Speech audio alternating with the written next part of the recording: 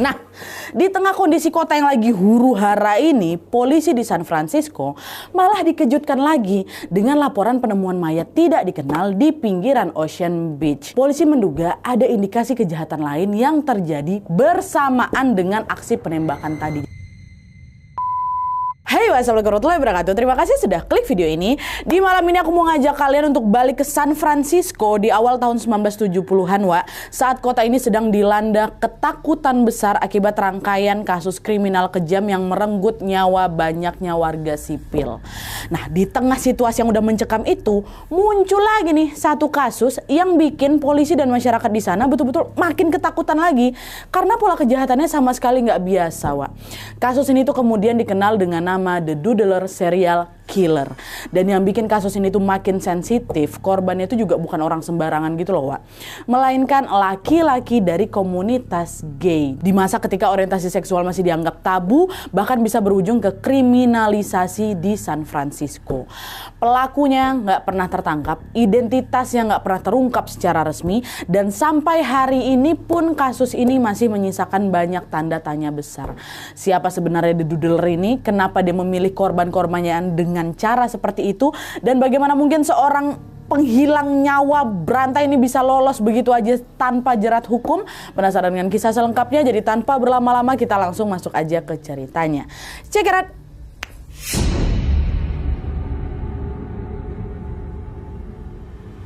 Oke, sebelum kita masuk ke kisah The Doodler Serial Killer ini, aku mau membahas dulu gimana situasi di San Francisco, Amerika waktu awal tahun 1970-an, Wak, ya. Jadi, sejak pertengahan tahun 1973, warga di San Francisco ini sedang digegerkan sama teror penembakan acak random di tempat umum oleh kelompok ekstremis yang tidak dikenal. Aksi ini berlangsung selama berbulan-bulan, Wak, dan menewaskan setidaknya 15 warga sipil di sana, yang semuanya adalah warga kulit putih. Sejak kejadian itu, warga pun banyak yang panik lah kan, dan mereka semua pada ketakutan kalau mau kemana-mana sekali ditembak sama orang itu gitu kan. Dari kejadian itu, polisi di San Francisco pun mulai melakukan penyelidikan besar-besaran, Wak. Awalnya polisi itu sempat menduga kalau ini adalah penyerangan bermotif rasisme dari orang-orang kulit hitam, karena semua korban penembakan acak itu memang warga kulit putih semua, Wak. Jadi kecurigaan polisi waktu itu mengarah ke sebagian oknum orang-orang yang berkulit hitam yang dianggap radikal. Akhirnya di situ polisi pun menerapkanlah kebijakan yang disebut Operasi Zebra, yaitu apa? Memeriksa orang-orang kulit hitam tertentu yang memang dianggap mencurigakan kayak gitulah. Soalnya udah banyak kan korban, 15 orang gitu, tembakan secara random pula. Nah, kebijakan ini tentunya juga menuai kontroversi, Wak, karena dianggap seperti melanggar hak asasi manusia gitu. Banyak pihak yang menilai cara kerja polisi pada saat itu terkesan diskriminatif dan secara tidak langsung macam menyasar warga kulit hitam yang belum tentu mereka juga pelakunya, ya kan. Akhirnya karena banyak yang mengkritik, kebijakan Operasi Zebra itu pun dihentikan. Cuma karena pelakunya itu masih belum tertangkap, Wak, aparat di sana pun makin memperketat lagi tuh keamanan mereka, patroli mereka juga makin ditingkatkan, dan pada saat itu suasana San Francisco ini masih dipenuhi ketakutan dan ketegangan. Nah, di tengah kondisi kota yang lagi huru-hara ini, polisi di San Francisco malah dikejutkan lagi dengan laporan penemuan mayat tidak dikenal di pinggiran Ocean Beach. Awalnya polisi pikir, oh itu mayat tuh salah satu korban dari teror penembakan itu tuh, ya kan, korban tembak juga yang memang masih terjadi di San Francisco pada saat itu. Tapi setelah dengar lokasi penemuan dan ciri-ciri jasadnya, Wak, polisi menduga ada indikasi kejahatan lain yang terjadi bersamaan dengan aksi penembakan tadi. Jadi aksi penembakan ini ada, terus kayak macam ada aksi yang lain kayak gitu.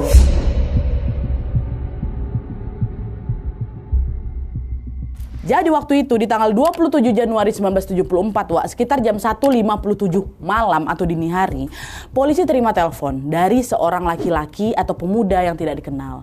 Nah, pemuda itu bilang, "Halo Pak, saya lihat ada orang tergeletak di pinggir pantai Ocean, Pak. Saya nggak tahu dia masih hidup apa enggak, tapi badannya kayak berdarah-darah gitu, Pak. Saya nggak berani nyamperin. Tolonglah cepat Bapak kesini ya," kata dia kayak gitu. Nah, habis bilang kayak gitu, pemuda ini langsung matikan telepon, dan setelah dapat laporan itu, kayak yang udah aku bilang tadi, polisi sempat menduga, aduh nih nambah lagi nih korbannya, jangan-jangan ini korban teror penembakan selanjutnya ya kan. Jadi polisi pun ngerahin lah tim khusus untuk mengevakuasi si korban karena takutnya pelaku penembakan masih ada di sekitar situ, makanya tim khusus yang didatangin. Dan mereka pun langsung lah bergegas pergi ke Ocean Beach dini hari itu juga. Dan begitu sampai di sana kondisi pantai memang sepi kali Wak, nggak ada orang sama sekali, bahkan pemuda yang tadi nelpon polisi juga nggak ada. Nah akhirnya di situ polisi langsung lah memeriksa lokasi yang disebutkan sama si pemuda itu. Dan di sana polisi betul-betul menemukan ada jasad bapak-bapak Wak, yang tergeletak di pinggir pantai dengan kondisi banyak sekali luka tusuk di tubuh sama wajahnya. Luka tusuk. Waktu lihat kondisi jasadnya, ada di situ polisi langsung bilang, ini kayak bukan korban penembakan ini Wak. Lihat aja itu badannya nggak ada bekas luka sama sekali, bekas luka tembak sama sekali. Bukan korban teror penembakan ini. Nah, polisi lain juga berpikiran hal yang sama. Karena selain memang tidak ada bekas luka tembak Wak, jasad itu juga ditemukan di tepi pantai Ocean Beach yang notabene-nya itu adalah pantai sepi, jauh dari keramaian kota, tempat yang sering luput dari pengawasan dan jam-jam biasa aja jarang orang ke sana, apalagi dini hari. Sedangkan pola teror penembakan yang pada saat itu lagi terjadi di San Francisco selama ini biasanya selalu menyasar orang-orang random di ruang publik Wak, di tempat ramai kayak di jalanan pusat kota, di fasilitas umum dan lain-lain. Gak pernah ada tempat tersembunyi kayak gini.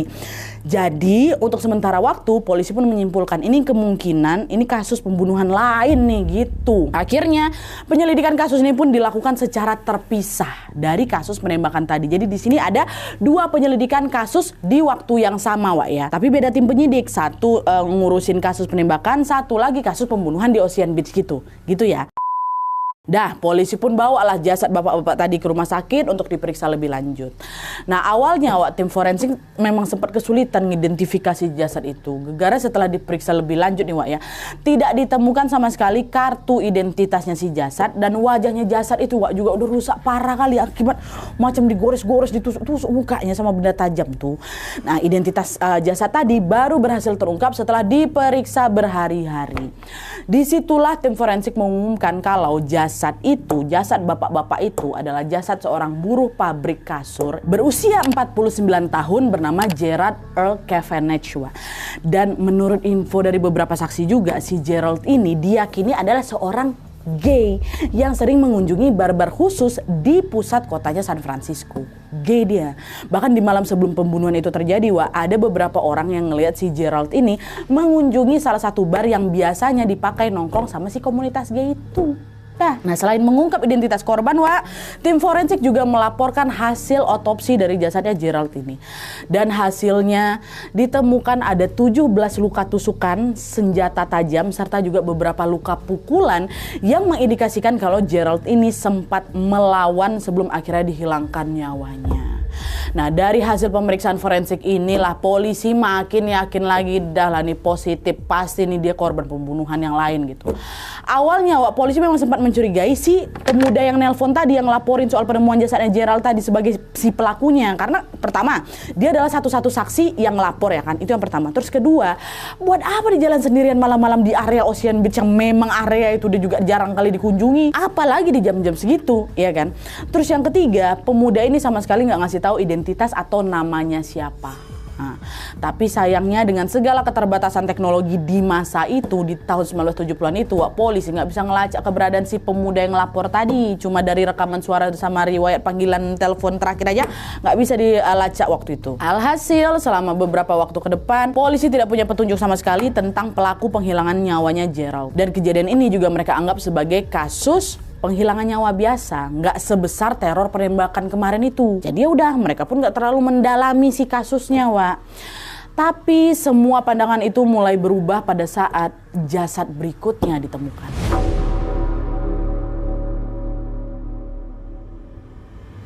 Nah jadi Wak, di suatu pagi tanggal 25 Juni tahun 1974, polisi kembali dapat laporan penemuan jasad. Kali ini pelapornya adalah seorang perempuan yang lagi jalan-jalan di sekitar Danau Spreckles yang ada di Taman Golden Gate. Ini kurang lebih berjarak sekitar 5-6 kilo dari Ocean Beach tadi.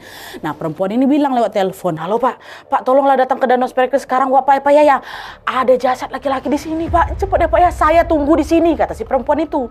Nah, dengar laporan ini, polisi pun langsung lah bergegas ke Danau Spreckles tadi itu kan Wak. Dan begitu sampai di sana, polisi melihat ada jasad laki-laki muda di dekat pepohonan. Si perempuan yang lapor tadi untungnya masih ada di sana. Dia nggak kabur macam si pemuda yang pertama tadi. Ada si pelapor di sana kan. Nah, sama seperti sebelumnya, Wak. Awalnya polisi juga masih mikir kalau jasad laki-laki itu adalah korban penembakan itu tuh, korban teror penembakan. Tapi setelah diperiksa lebih lanjut, kondisi jasad itu justru mirip kali sama jasadnya Gerald tuh, Wak. Di mana tubuhnya banyak ditemukan bekas luka pukulan dan juga tusukan senjata tajam. Nah, jasad itu pun dibawalah ke rumah sakit lagi kan untuk diotopsi. Setelah diotopsi, diketahuilah bahwa jasad itu adalah jasadnya Joseph Steven atau dipanggilnya J. Dia ini adalah seorang seniman hiburan malam yang sangat terkenal berusia 27 tahun. Oke. Nah, J ini tinggal di Bay Area, Wak, dan sering manggung di klub-klub yang ada di sana. Menurut kesaksian orang-orang terdekatnya, Wak, si J ini diduga adalah seorang gay juga. Dan dia terakhir kali terlihat di Cabaret Club di North Beach, which is ini adalah klub malam yang biasanya dipakai untuk nongkrong-nongkrong komunitas gay waktu tahun itu. Sebelum paginya nanti ditemukan dia udah gak berjawab. Nah karena waktu itu karirnya si J ini memang lagi naik-naiknya, Wak, entu ya jasad kabar penemuan jasadnya si J ini pun otomatis langsung bikin viral kan, langsung bikin heboh lah masyarakat di sana, khususnya orang-orang yang tergabung dalam komunitas gay. Karena beberapa bulan terakhir aja mereka lagi was-was sama teror penembakan, terus kemarin juga mereka sempat dengar ada korban penusukan, sekarang ada lagi korban penusukan lainnya, dan kedua dari korban penusukan yang ini, Wak, adalah dari komunitas gay. Akhirnya para anggota komunitas gay di sana pun makin ketakutan lagi. Ditambah lagi, Wak, mereka ini waktu itu nggak berani juga minta perlindungan sama polisi. Gegara di tahun itu isu orientasi seksual di San Francisco masih belum betul-betul diterima sama masyarakat dan aparat setempat kayak sekarang, Wak. Enggak. Dulu tuh mereka tuh dianggap aib, bahkan sering sekali jadi sasaran razia dan diintimidasi sama orang-orang di sana. Makanya mereka semua yang ngumpul di komunitas ini nggak bisa terang-terangan minta perlindungan ke polisi. Tapi sisi lain mereka ketakutan setengah mati. Dah dua korban dari komunitas gay. Gak berhenti di situ, Wak. Selang 1 bulan kemudian, tepatnya di tanggal 7 Juli 1974, ini 1 bulan kemudian ya, lagi-lagi polisi mendapatkan laporan tentang penemuan jasad laki-laki di area Ocean Beach lagi. Sama kayak penemuan jasad pertama si Gerald di Ocean Beach.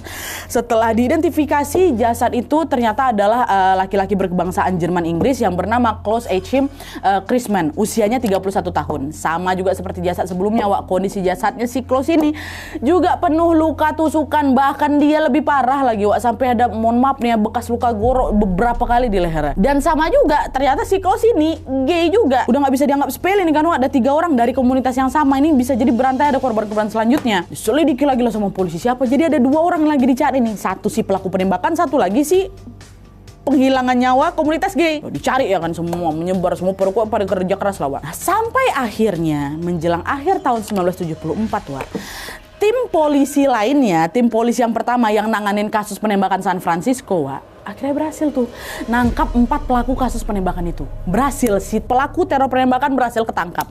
Nah, rupanya pelakunya ada 4. Mereka ini adalah anggota kelompok ekstremis yang menamakan dirinya Death Angel, Wak. Dan berdasarkan hasil dari penyelidikan, penembakan itu memang didorong sama itulah dia, ideologi kebencian rasial. Semua pelakunya memang laki-laki kulit hitam, Wak, yang secara sengaja menargetkan warga kulit putih secara acak untuk menebar ketakutan dan memicu ketegangan sosial di San Francisco. Ketangkap mereka untungnya. Nah, setelah keempat pelaku ditangkap, polisi yang lagi nanganin kasus pembunuhan Gerald J sama si Klaus ini, Wak, sempat mastiin dulu nih apakah ada keterkaitan antara si orang berempat ini, antara kelompok Dead Angel ini, ada kaitan sama kasus mereka apa enggak. Karena kan kedua kasus ini terjadi di kota yang sama dan dalam rentang waktu yang sama juga ya kan, jangan-jangan mereka juga pelakunya. Tapi setelah dilakukan pemeriksaan secara menyeluruh, polisi memastikan kedua kasus ini ternyata tidak saling berhubungan, Wak. Jadi penyelidikan pun kembali fokus lagi untuk mencari pelaku dari si kasus penusukan lah kayak itu. Penembakan udah selesai. Cuman sayangnya selama berbulan-bulan ke depan, Wak, polisi tidak juga mendapatkan petunjuk apapun. Nggak ada petunjuk apapun. Sampailah di pertengahan tahun 1975, polisi kembali dikejutkan sama penemuan 2 jasad laki-laki. 2 jasad nih, Wak, ya, bukan 1 laki-laki, dengan pola penghilangan nyawa yang sama kayak sebelumnya. Apa itu? Ada bekas pukulannya, pukulan benda tumpul, ada juga bekas tikaman senjata tajam di sekujur tubuh mereka. Kedua jasad itu ditemukan di waktu dan tempat yang berbeda. Memang masih di sekitaran kota San Francisco. Dua lagi ditemukan. Jasad itu pun kemudian teridentifikasi sebagai Frederick Elmer Chapin berusia 32 tahun dan Harold Gerberg, wah ini 66 tahun umurnya. Dan keduanya juga diduga tergabung dalam komunitas gay. Berarti sampai sini ada 5 korban, Wak, yang pola kematian mereka ini mirip kali. Mereka juga sama-sama dari komunitas gay. Udah 5 korbannya. Nah, dari banyaknya jumlah korban dalam waktu yang berdekatan ditambah lagi pola penyerangan yang hampir sama semuanya, polisi meyakini kalau ini adalah kasus penghilangan nyawa berantai yang dilakukan oleh satu orang yang sama. Dan orang itu pasti masih berkeliaran di sekitar San Francisco. Sejak penemuan korban-korban sebelumnya, polisi itu sebenarnya juga udah melakukan penyelidikan dan patroli tambahan untuk itu sih, Wak, untuk memburu si pelaku ini. Tapi setelah korban kelima ini ditemukan dan polanya juga semakin jelas ya kan, pihak kepolisian menyadari bahwa ancaman ini sudah tidak bisa lagi dianggap sebagai kasus terpisah. Udah nggak bisa. Karena itulah pada pertengahan tahun 1975 polisi meningkatkan lagi skala pencarian mereka secara besar-besaran. Lebih banyak lagi tim yang dikerahkan, area patroli diperluas dan penyelidikan pun difokuskan untuk menghentikan pelaku sebelum ada korban jiwa berikutnya.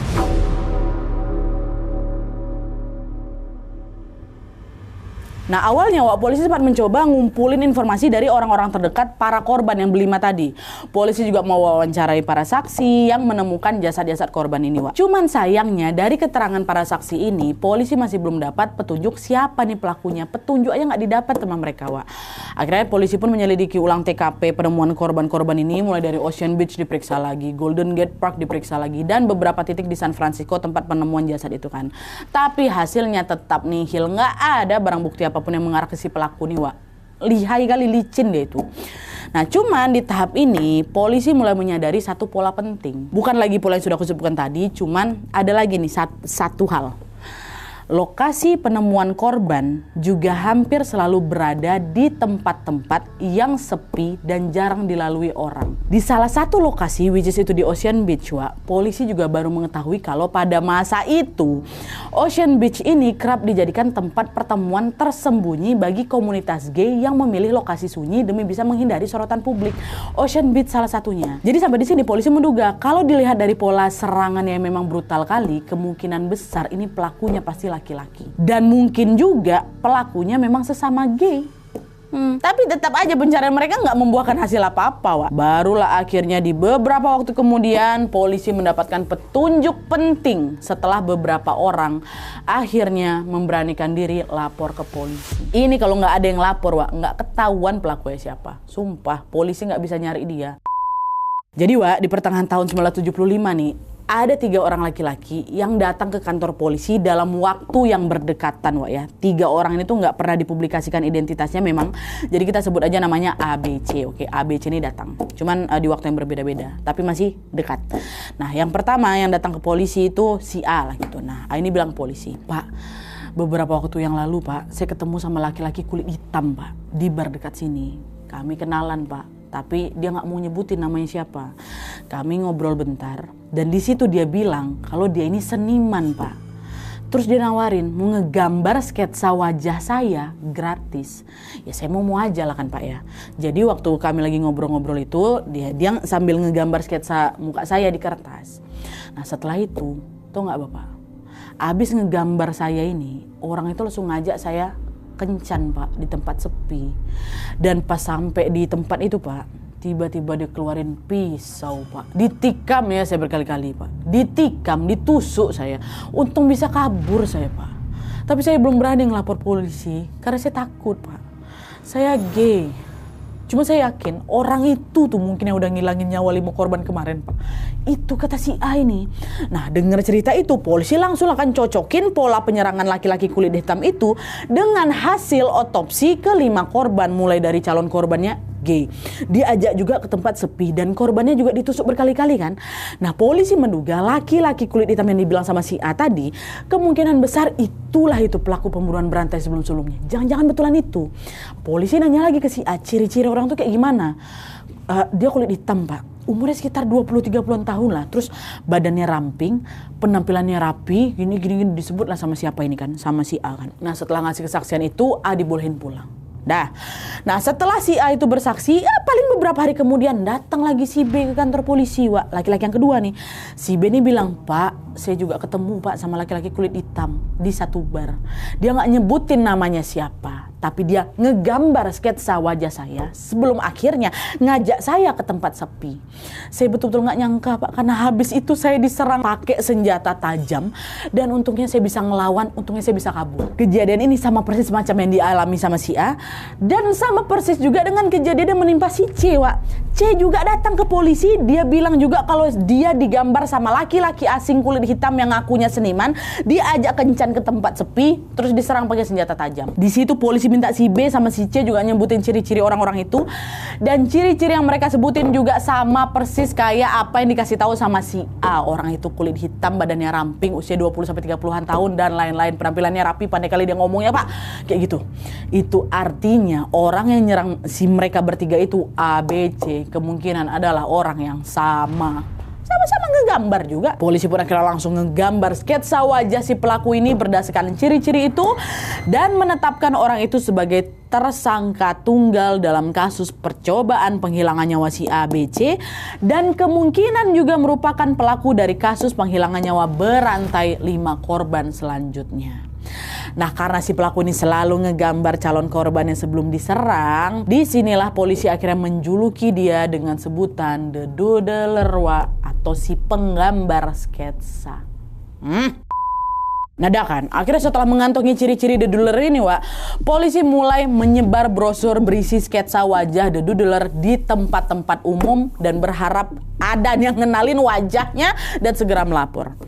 Tapi sampai berhari-hari kemudian, Wak, laporan yang masuk minim kali.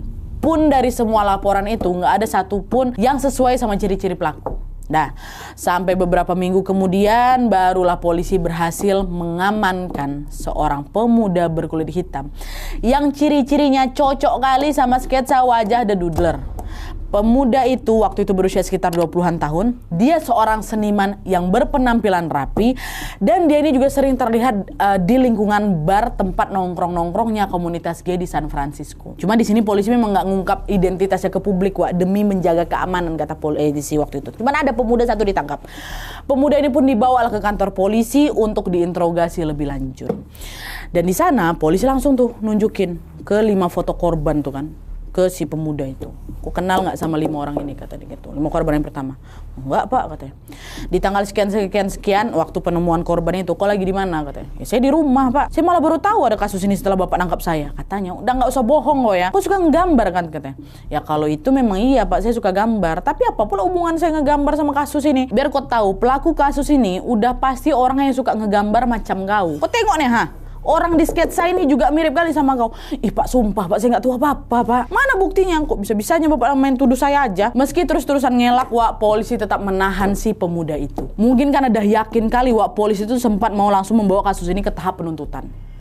Nah, ditahan lah ini si polisi kan. Si polisi pula si pemuda ini. Nah, waktu si pemuda ini ditahan, Wak, di titik inilah sesuatu yang mencolok mulai terjadi.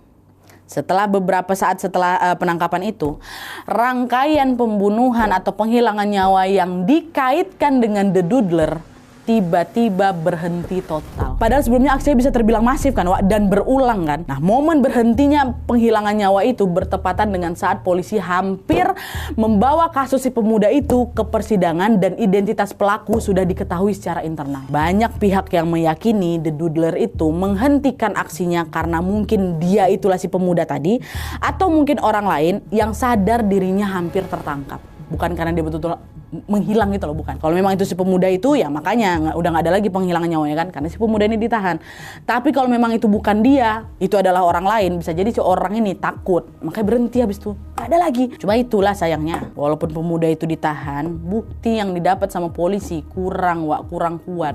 Dan ketiga saksi kunci tadi tuh, which is A, B, C tadi, korban yang selamat tadi, juga menolak bersaksi lebih lanjut. Ya akhirnya kasusnya nggak bisa diproses di pengadilan lah, karena kan jaksa nggak bisa nuntut tanpa bukti sama saksi kan, Wak. Orang bertiga tuh nggak mau tampil. Waktu itu, Wak, ketiga korban selamat ini, A, B, C, menolak jadi saksi di persidangan karena itu, pertama, kalau udah masuk di persidangan, nama para saksi pasti bakal terungkap. Terus kedua, kalau mereka jujur di persidangan tentang diajak kencan sama The Doodler, otomatis identitas orientasi seksual mereka bertiga bakal terungkap juga ke publik. Dan kalau hal itu terjadi, bisa-bisa karir mereka, hubungan keluarga mereka yang pada saat itu atau masa yang akan datang itu pasti udah hancur lebur, rusak parah pasti ya kan.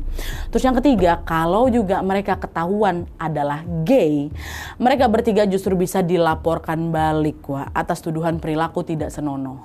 Karena kan memang di tahun-tahun itu lagi masif-masifnya razia gay, Ditambah lagi di saat yang sama juga ada seorang aktivis yang bernama Harvey Milk, secara terbuka dia menunjukkan empatinya ke si A, B, C yang nggak mau jadi saksi. Ini si Harvey ini bilang, saya paham betul posisi mereka bertiga. Mereka tuh bisa dapat tekanan sama diskriminasi juga dari masyarakat kalau misalnya mereka sampai jadi saksi di persidangan. Terus mungkin ada juga yang bilang kayak ini, lah kalau memang polisi udah curiga kuat dan A, B, C juga udah yakin si pemuda itu pelakunya, kenapa orang itu nggak langsung ditahan aja? Maksudnya si pemuda ini nggak langsung ditahan aja, kenapa nggak dihadapkan juga diam-diam ke ABC untuk memastikan kalau memang itu pelakunya tanpa harus buka identitas mereka ke publik? Ngapa nggak buat apa tertutup atau segala macam kan? Nah disinilah masalah hukumnya, Secara penyelidikan, pada penyelidikan tahun itu tahun-tahun itu polisi sebenarnya udah yakin kali sama identitas pelaku.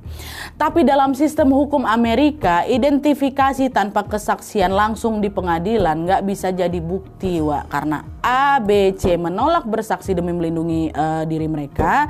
Jaksa juga nggak memiliki dasar hukum untuk mengajukan dakwaan.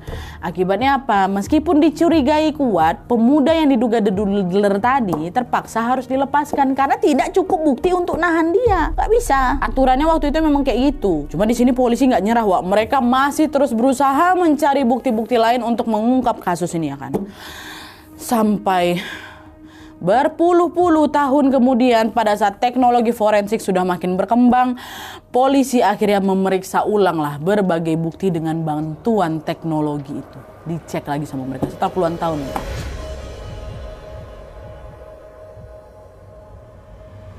Pada tanggal 6 Februari 2019 atau setelah 45 tahun kasus ini berlalu, polisi memeriksa lagi bukti-bukti yang pernah mereka kumpulkan pakai teknologi modern, mulai dari analisis hasil otopsi korban sampai mempertimbangkan teknologi genealogi genetik forensik atau mengidentifikasi pelaku kejahatan dengan menelusuri silsilah keluarga lewat kecocokan DNA dengan kerabat jauhnya. Ya.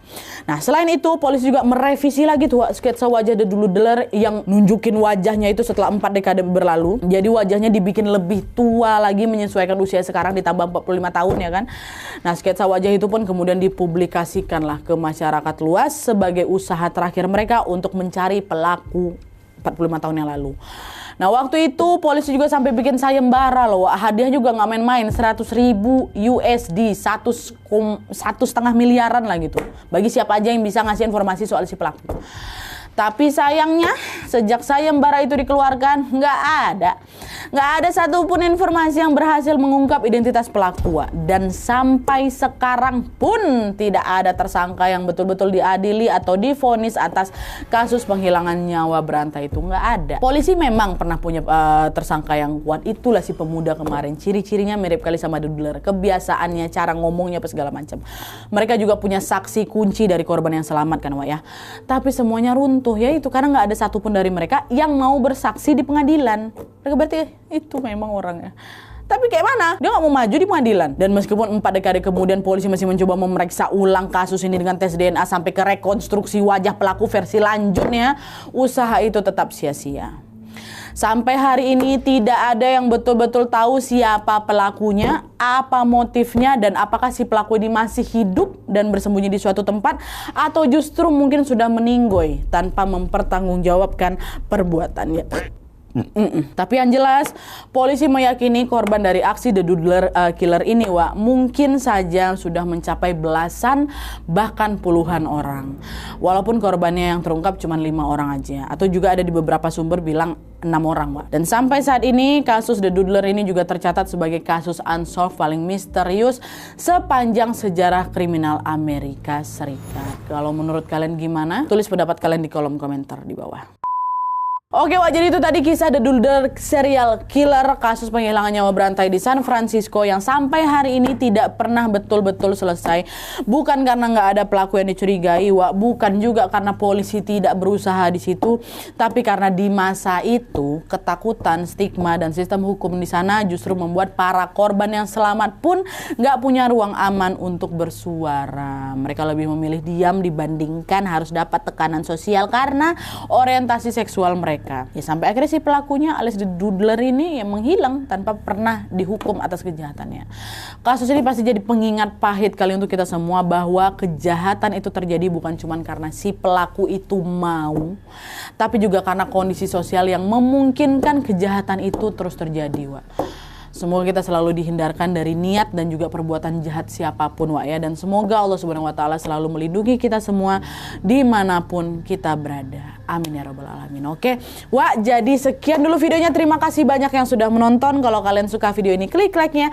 Jangan lupa komen di bawah tidak ada dan saran-saran untuk selanjutnya. Jangan lupa nyalain notifikasi ya supaya kalian tahu kalau upload video baru. And as always, jangan lupa untuk klik tombol subscribe supaya kalian sama-sama tahu informasi menarik dan menegangkan dari channel aku. See you next video, Wak. Bye.